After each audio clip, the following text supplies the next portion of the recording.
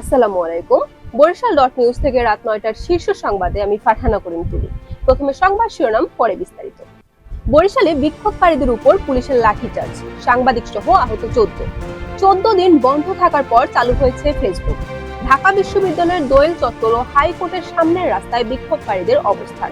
পুলিশের ব্যারিকেড ভেঙে supreme court প্রাঙ্গণে বিক্ষোভকারীরা। বরিশালে ১.৫ লাখ মিটার অবৈধ কারেন্ট জাল জব্দ। ঝালকাঠিতে আগুনে বসতঘর পুড়ে ছাই। দুমকিতে মেয়েকে শ্লীলতাহানির চেষ্টার প্রতিবাদ করায় বাবাকে মারধর। শিক্ষা প্রতিষ্ঠান খুলবে ধাপে ধাপে, শিক্ষামন্ত্রী। এতক্ষণ শুনলেন সংবাদ শিরোনাম, এখন বিস্তারিত। আন্দোলনে উপস্থিত ক্ষুব্ধ সাংবাদিকেরা পুলিশের নির্যাতনের ঘটনায় ব্যবস্থা না নেওয়া হলে বৃহত্তর কর্মসূচি ঘোষণা করা হবে বলে জানান। বরিশালে শিক্ষার্থীদের মার্চ অফ জাস্টিস কর্মসূচিতে ২ দফা লাঠিচার্জ করেছে পুলিশ। এতে ৪ সাংবাদিক সহ ১০ জন আহত হয়েছেন। অপপ্রচার ও গুজব প্রতিরোধে দেশে ১৪ দিন বন্ধ থাকার পর চালু হয়েছে সামাজিক যোগাযোগ মাধ্যম ফেসবুক। বুধবার দুপুর ২টার দিকে মোবাইল ফোন ও কম্পিউটার থেকে এই প্ল্যাটফর্মটি লগইন করা যাচ্ছে। ঢাকা বিশ্ববিদ্যালয়ের দোয়েল চত্বরে অবস্থান নিয়েছেন শিক্ষার্থীরা। হাইকোর্টের মাজার গেটের সামনে রাস্তায়ও বিক্ষোভ হচ্ছে। আজ বুধবার বেলা ১২টা থেকে শিক্ষার্থী ও শিক্ষকেরা হাইকোর্টের মাজার গেট এলাকায় জড়ো হওয়ার চেষ্টা করেন।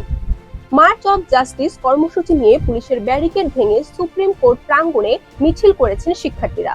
এ সময় তারা সমবেত কণ্ঠে গানও পরিবেশন করেন।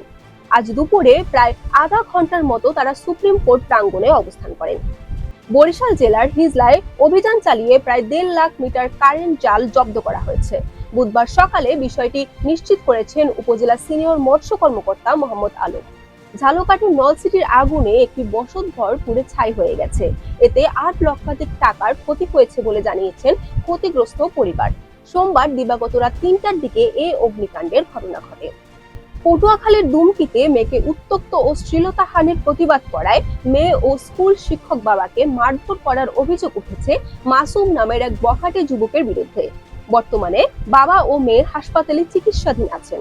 শিক্ষা প্রতিষ্ঠানগুলো ধাপে ধাপে খোলা হবে বলে জানিয়েছেন শিক্ষামন্ত্রী মহিবুল হাসান চৌধুরী।